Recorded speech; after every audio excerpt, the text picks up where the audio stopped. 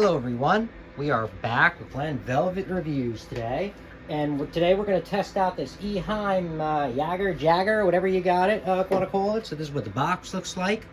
So I'm going to do the same test as I did with those other heaters that I tested out, I think a few weeks ago, a week ago, I don't know, whenever. So this is kind of what the box looks like. If you guys want to give that a pause and read about it, or you know what's up.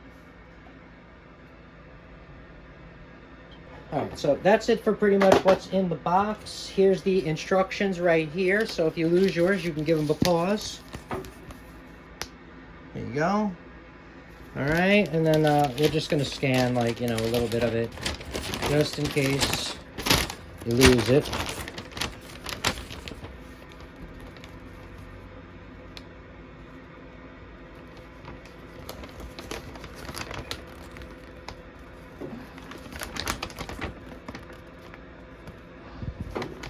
Alright, so you guys can get the gist of it and be able to pause that, I guess, and see what's up.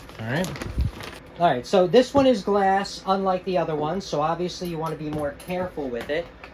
It does come with this, which I don't even know. I mean, I know it goes on like this, but this must be to put it in something, right? And to hold it, it looks like. So these go on like this.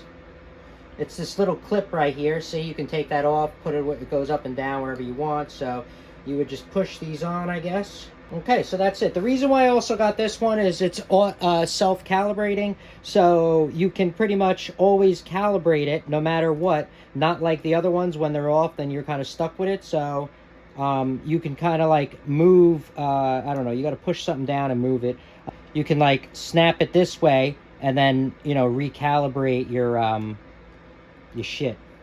So anyway, we're just going to see how much this is going to heat up pretty much. So, I mean, you would use the blue, I guess, to set the temperature. So pretty much I'm going to keep it where it was, but you can move this and be able to, change it over time. So I'm just going to leave it where it was.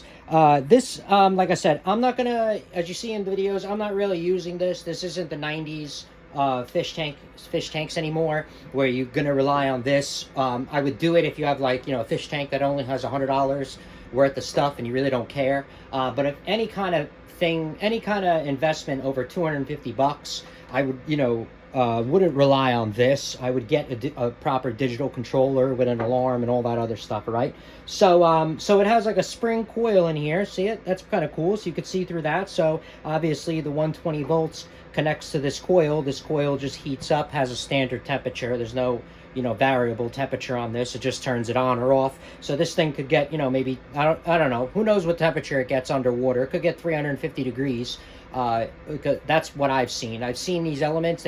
Some of them can get like 350 degrees, and they just turn on and off at 350. That's it. They don't change the amperage. There's no way for this little device to change the amperage to only make this, suck up a few amounts of power or whatever. So we're going to put this in the fish tank. We're going to give it a test out. Here is what the label says if you want to know wattage and stuff. We're going to give it a test on the wattage, just like I did with the other. This little white clip goes at the bottom. So, I mean, I guess in my situation, it looks pointless because you see it just shot up. But in the picture, they have it, I guess, so the glass doesn't, hit the other glass or whatever.